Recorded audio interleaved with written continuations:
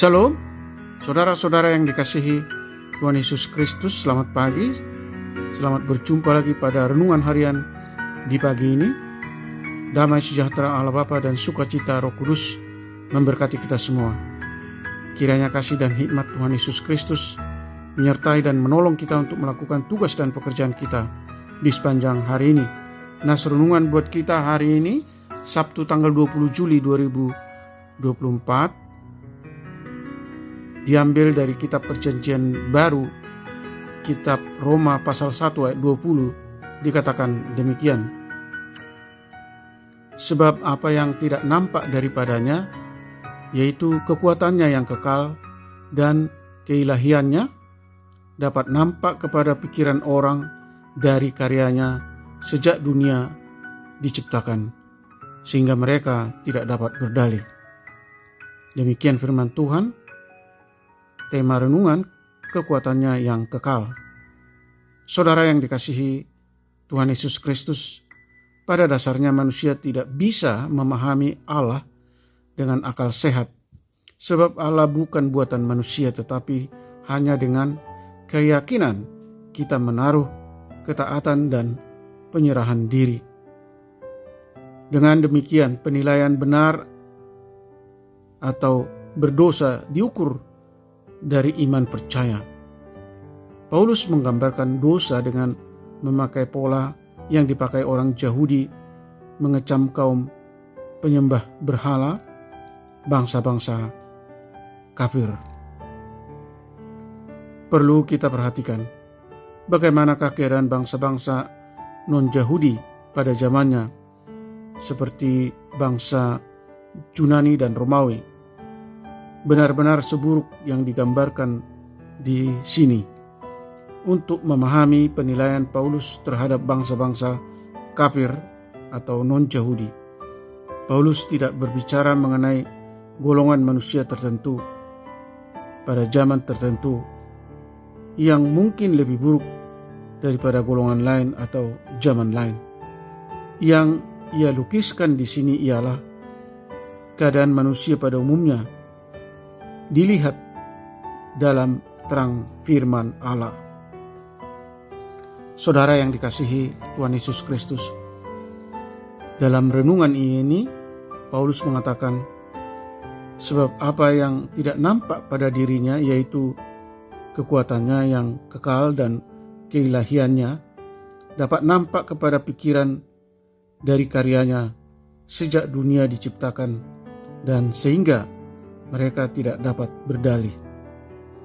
Artinya, ketika kita melihat alam semesta, kita perlu bertanya, dari mana alam semesta yang sedemikian besar itu bisa ada? Kita juga perlu bertanya, dari mana manusia yang berpribadi bisa muncul? Oleh karena itu, keyakinan kita tidak didasarkan pada teori evolusi, tetapi kita mengakui bahwa asal-usul manusia berasal dari ciptaan Tuhan.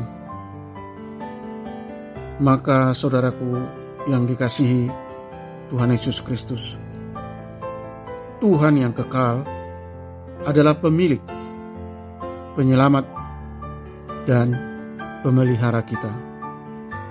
Percayalah. Amin. Mari kita berdoa.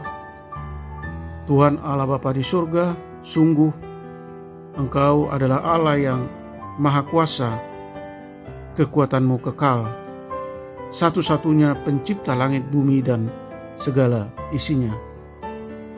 Allah juga yang menciptakan umat manusia, pemilik, pemelihara, dan penyelamat. Dengan kekuatan-Mu yang tak terbatas, ya Tuhan, pimpinlah kami menurut kehendak-Mu dan hindarkan kami dari hidup fasik yang menuju kebinasaan. Jauhkan kami dari hal-hal yang mendukakan hati Tuhan, agar tidak membangkitkan murka Allah, dan agar hawa nafsu tidak menguasai hidup kami sehingga kami menikmati hal-hal yang melampaui kewajaran menurut ajaran firman-Mu. Kiranya Roh Kudus-Mu menolong kami untuk kami boleh memiliki iman percaya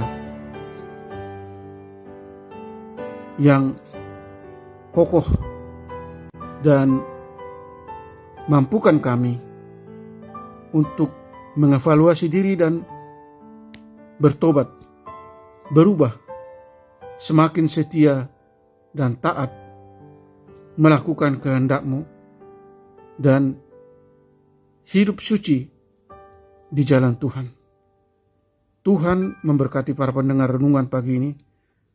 Jika ada di antara kami yang mengalami sakit penyakit, yang dirawat di rumah sakit atau dirawat di rumah masing-masing, Tuhan berbelas kasih menyembuhkan mereka.